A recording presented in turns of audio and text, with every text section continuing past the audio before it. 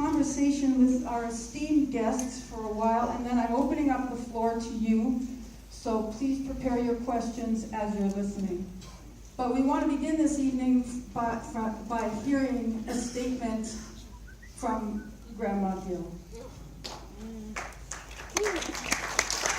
Before she begins, I want to make sure I introduce Judy Cho, our interpreter, who's going to help us out this evening. We really appreciate you being here. Thanks for coming.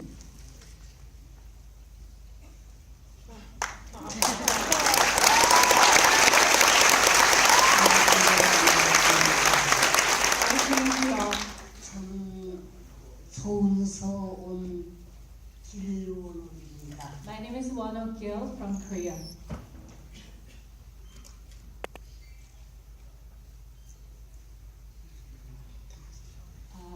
Not so sure what to say.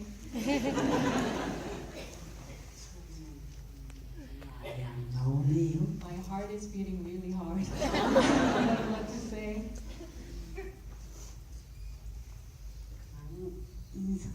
I just want to just say a few words. I really appreciate to see so many people here today. Thank you.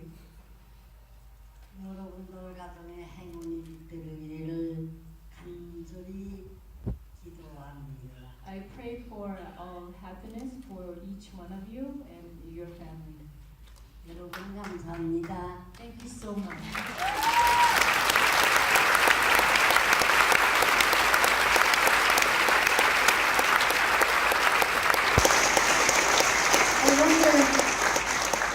I wonder if I can ask you a question, Grandma Gil. How does it feel to see yourself up there on the screen like that?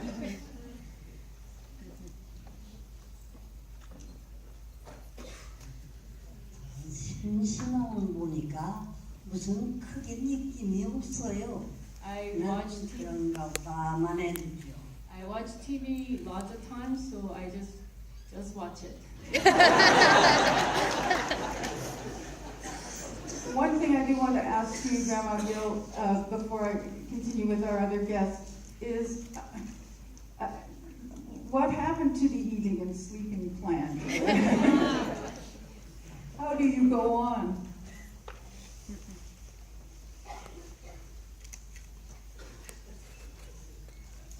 사람은 조망 날이라 여러분도 밥 먹고 잠자는 게 그야마 실천일걸요. I think it's not just me. All of you have to sleep and eat. That's part of the plan.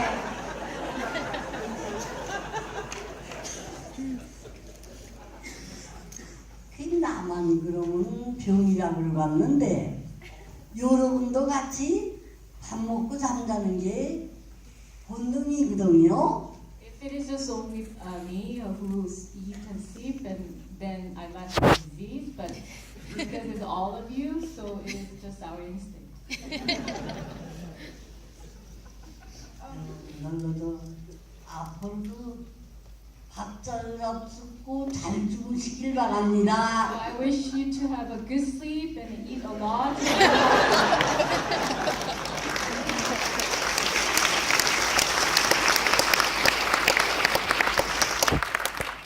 Tiffany, hello. How are you doing? Congratulations, Tiffany, on an incredible film. Tell this audience, please, how, a few things. If you could tell us how you came to the project, and I'm really interested in your first encounter with Grandma Gil. I'm not sure if Grandma Gil remembers.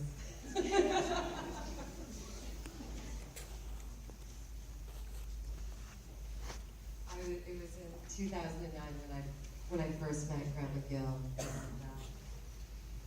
I met her at a Wednesday demonstration in Korea on the Japanese Embassy, and I was just filming her demonstration. And there was this woman who takes on the mic and is addressing this entire crowd. And I'm looking at her and I'm shaking. I'm shaking at just how powerful she was holding the crowd and what she was saying and addressing everybody. In 2009, I mean, a lot of time has gone by since then, but when I first met her, I was just in awe. I was in just absolute after her fist was not in the air any longer, and after the crowd had disappeared, I also want to know the woman behind that fight. And that's what inspired it all. Well, I think you definitely brought that forward. Nihang, I would like to talk with you a bit about your incredible activism. And in particular, I'm interested, it seemed to me that this movement is growing. Am I right? Yes. I'm interested especially in how it's crossing the generations, how you're getting more young women involved in the movement. 처음에 수요시를 시작을 했을 때는 When we first started the Wednesday demonstration, 피해자들하고 저 그리고 한 두서너 명의 스텝 이게 다였어요. there was only a couple of survivors, myself, and one or two staff. That was all. 한국 사회도 여전히 강상제적이어서 그런 피해자들을 향해서 따뜻한 시선이 아니었었어요. At the time, still the Korea was very patriarch society, so they had a very not nice view towards those women who's coming forward. 그래서 우리들의 과제는 한국 사회의 그런 시선을 바꾸는 것과 함께 계속해서 피해자들의 목소리, 우리들의 목소리를 사회에 확산시키는 게 우리들의 과제가 됐어요. So our homework was to change their view from the people towards these women, and also be part of the movement. So that was our homework, and that was part of our movement. 무엇보다도 피해 당사자들이 포기하지 않았기 때문에 지금 그렇게 수많은 청소년들이 수요시에 함께하고 간 곳곳마다 피해자들을 향해서 환호하는 그런 일이 이루어지고 있다고 생각합니다.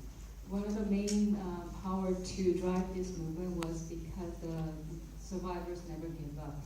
So because of that, and still to this day, the young generation come forward and join the Wednesday demonstration. 가장 중요한 것은 역시 교육이었던 것 같아요. So most important thing was the education. 또 다른 하나는 연대였던 것 같습니다. And also it was the partnership with others. 교육과 연대를 통해서 학교에서는 학교 교사들과 연대를 해서 교사들이 학생들에게 제대로 된 역사를 가르치게 하고 So we had a partnership with the teachers, so who can teach right education towards the students. 그리고 여러 시민 단체들과 또 특히 여성 인권 문제를 다루는 단체들과 함께 연대하면서 이 문제를 여성 인권 이슈로 그렇게 부각시키면서 연대해왔던 그것이 지금 적중되지 않았나 그렇게 생각합니다. And also working with other organizations, civil organizations, particularly working on the women's issues and driving this movement towards a women's human rights movement. Thank you. Anita, as a producer, tell me a bit about how you felt when Tiffany came to you with this footage and with this idea when you first looked at what she was working on. Because I'm also of Korean heritage, this is actually a history that I've known most of my life since I was in my teens. And it was really a story that I wanted to do, but never felt that it had been proposed exactly the way that I wanted to tell that story. When Tiffany came to me with footage that she had been shooting alone for several years, I was really just struck by the beauty of her footage, the incredible eye that she had as a first-time filmmaker. But foremost, it was the relationship that I saw between her and the grandmothers, and that level of intimacy. I felt what it really did was subvert that notion of filmmaker and subject, and I felt that that was really, really relevant for the story that we wanted to tell.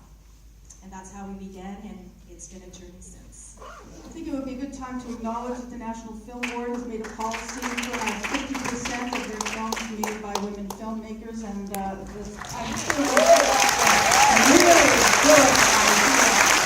So congratulations.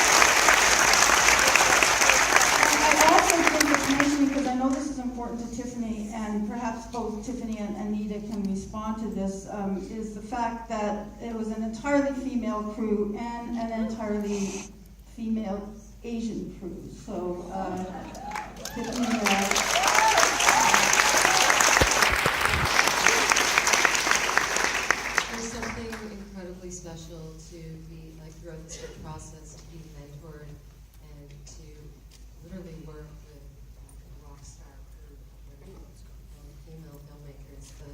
especially, I mean, the fact that Anita Lee, also Korean, and Mary Stevens from Hong Kong, I felt like it really allowed us to capture some of the nuances. Some of those nuances, like in those little things, those little moments that you might oversee, you don't really understand in the culture. And I thought that was so important and so special.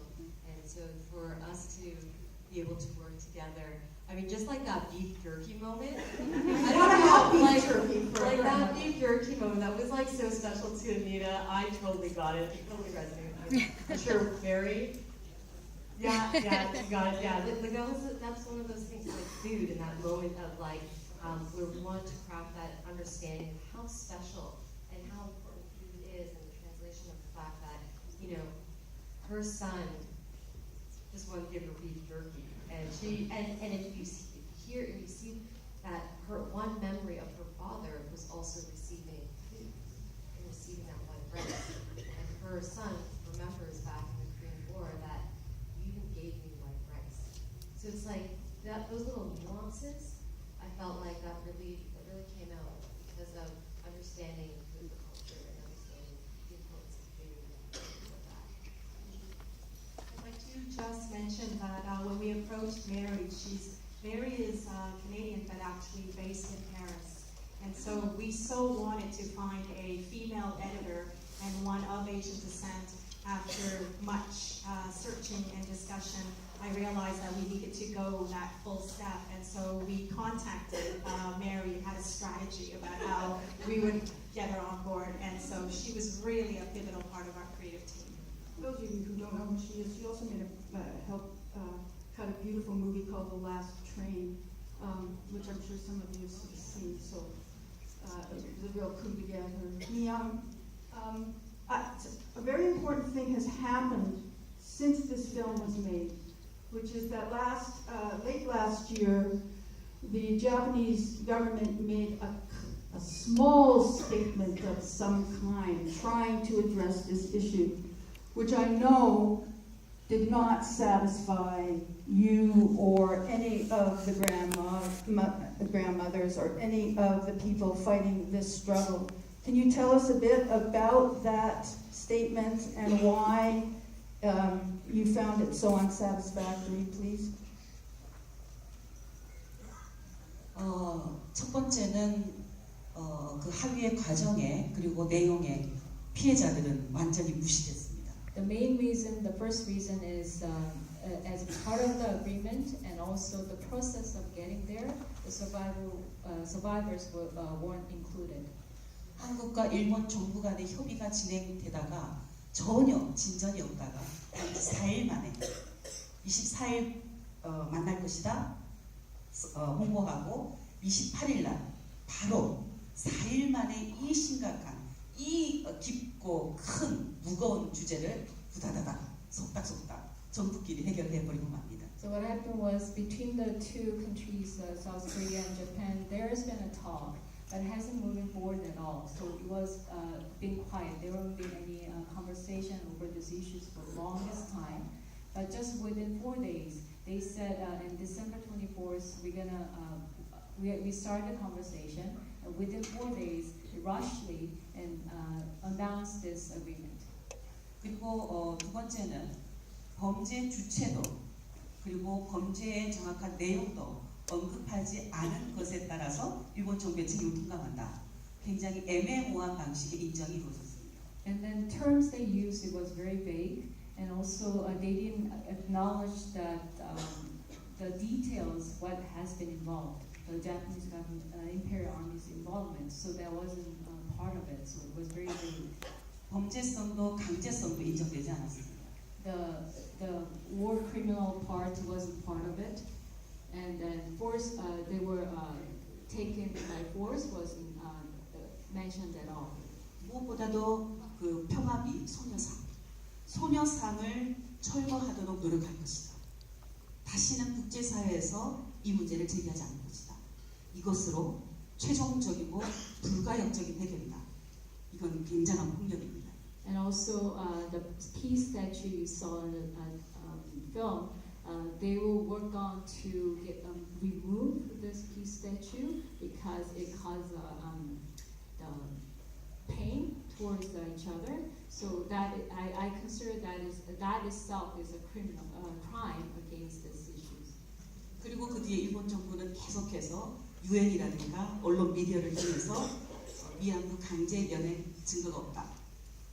그리고 우리는 10억엔만 주면 끝이다. 이런 이야기를 하고 있습니다. And followed by this agreement, there's a lot of officials from the Japanese government keep saying that there's no evidence towards these issues, and so it's not proper. We cannot accept it. It's interesting how when women speak, it's not considered evidence. This is something with which we're becoming way too familiar. So one of the beautiful things I think about this movie is that it brings together so many different ways in which this isn't just a story about World War II and women in World War II. It's something I think we can all relate to in a very, very profound way. And I think that, Tiffany, it's really a triumph on your part that you were able to bring all of that together. So this is not a film about history. It's a film about today and this incredible woman, Grandma Gil. And I'm wondering if there's, if you could ask Grandma Gil if she has anything to add about this, the statement that was made in December.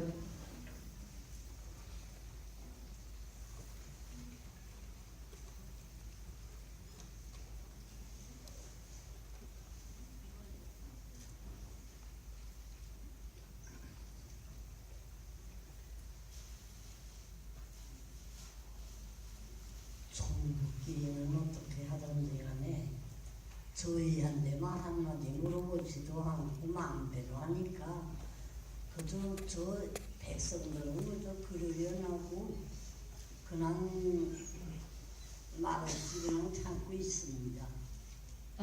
Whenever there's a conversation between the government, but they didn't include us, so there's nothing I can do. So helplessly, I'm just sitting here, just here. 만약에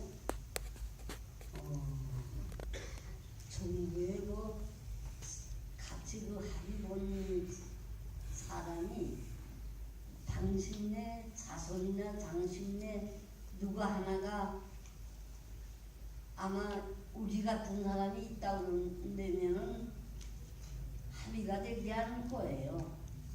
The people who signed the agreement, if they had a family like us, within their own immediate family, they would never sign the agreement at all. 그러니까 합의했다 할 적에 저희들 마음은 선뜻하니 틀리면 나도 한국 사람인데 저렇게 마음대로 저렇게 놓으면은 오는 사람은 누구한테 소용할까요? 하고 마음이 아팠습니다. My heart was broken because I'm also a citizen of Korea, but the Korean government kind of ignored us, so it was very hurtful to just watch that. 누구 일본 사람 하나를 정해서 나쁘다 좋다는 게 아니고요. 과연 과거에 잘못됐으면 그 잘못을 회개하고 씻어버리고서 합의를 봐야 그게 진짜 합의죠. 그래 미지근하게 상처를 그냥 놔두고 그냥 마음대로 하니까 별반 마음에 선뜻한 마음밖에 아무것도 없어요. So I'm not happy with the agreement at all.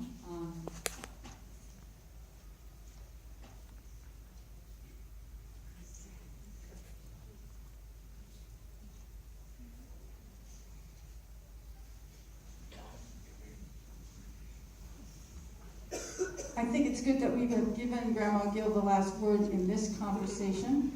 Now I'm going to open the floor up to you. There are people with microphones on either side, I think. I can't see who's over there, but I believe there are. There's also somebody up there in the balcony. We love you in the balcony. So if you have a question, we have ways of knowing that you're up there. So if you have a question, please raise your hand and do not ask it until the microphone comes to you. Sorry, I just remembered. Oh, I see. Yeah, so I think what we are trying to do is not blaming the certain Japanese people, not the citizen. Or we are talking about that this is a matter of what they've done wrong in the past, to admit it that was wrong, and never repeat that again in the future. That is what we are trying to do.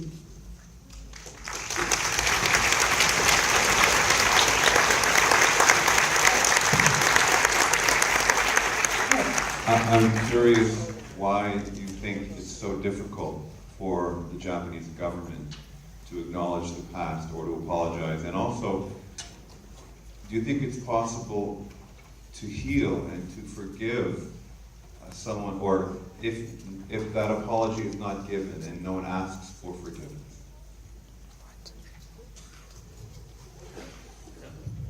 용서를 할 수 있는지는 할머니가 대답하실 수 있어요.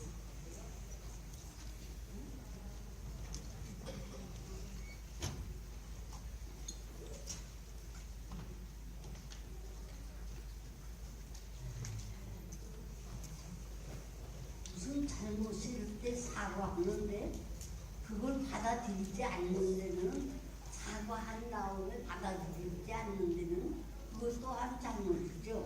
I think that's also a crime if somebody is apologizing to you and you don't accept. That's also wrong. 잘못을 뉘우치고 잘못했다고 그러는데 입장에서 받아줬으면 그걸 회개해야 하는데 안 하고 그냥 입장에서 가면 그냥 가만히 있으면 그것도 아니죠. What I'm saying is if somebody has regretted what they have done wrong and they truly apologize, and then the person who's receiving the apology is not doing anything, that's wrong.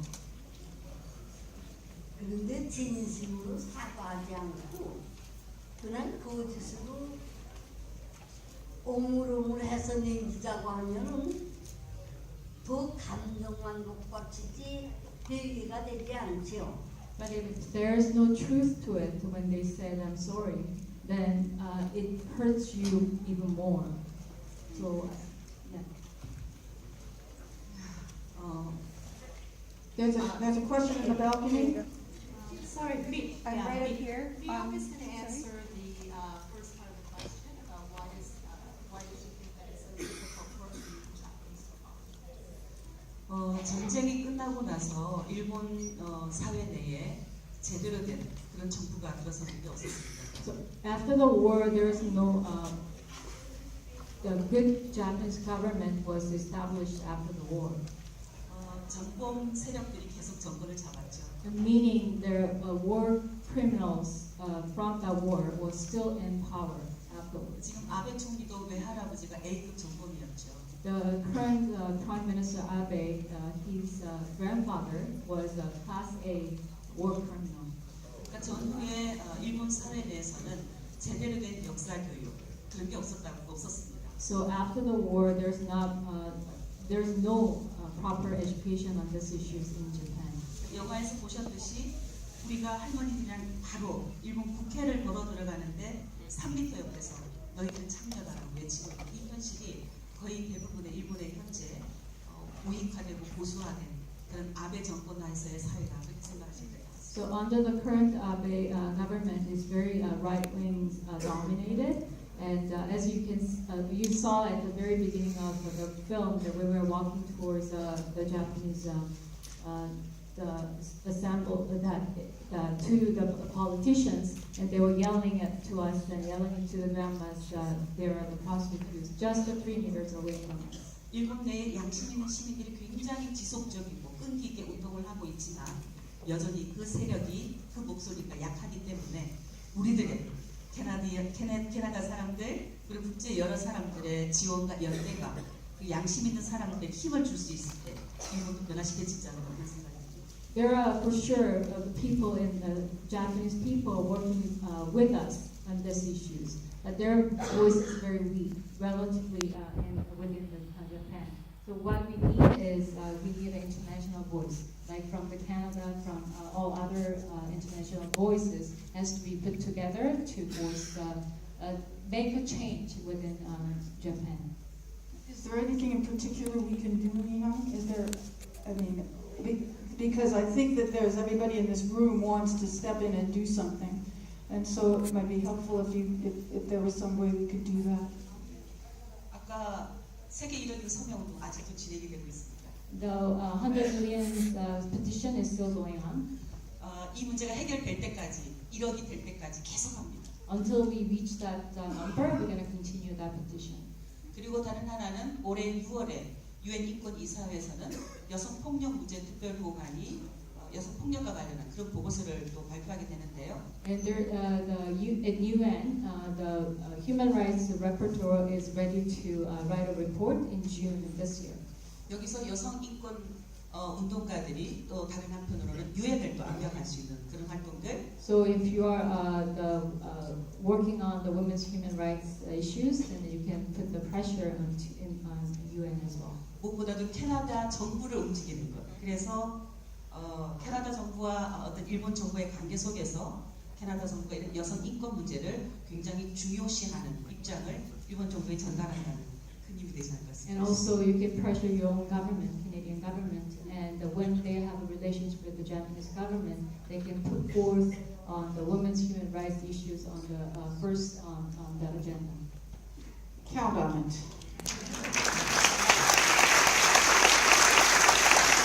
Yes, I see you. Can you hear me? Right up there. Tiffany, I wanted to thank you for such a wonderful film. And I especially wanted to thank you for showing us how much love surrounds these ladies in their friends and family. I don't think I could have taken it without at least knowing that. I know it isn't enough, and that was the point of the movie.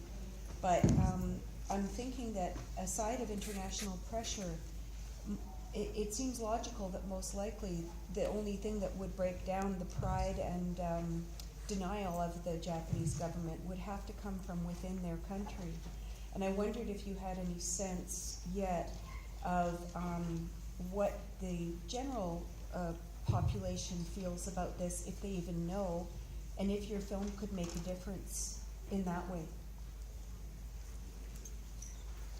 I think every country, I mean, in China specifically, when we were filming in China, when we started filming, in certain parts, there were still a bit of resistance in terms of wanting to talk about it in their own community. And back then when we started, actually, the government wasn't all too supportive at that moment to really, highlight this issue. And but I think it's gotten better.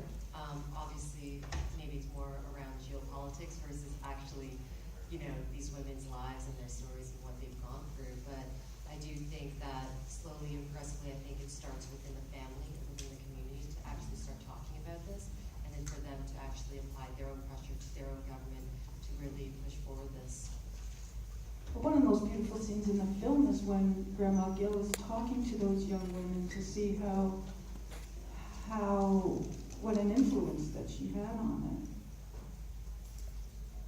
Just to that, I'd like to add that there is a feminist organization in Japan that works closely with Mihong's organization, and all of the events and when they go to Japan is actually supported by the Japanese feminist organization. And it was very, very important for us to show in the film that it is not about the Japanese citizens. This is a historical war crime that's being asked to be addressed. And it was very, very important for Tiffany and I to include that scene from the girls' school because we felt that it really spoke to the emotional support that is in fact there. And there's openness to it if people get the information, which is, I think, really important. Any other questions, please? I see one there.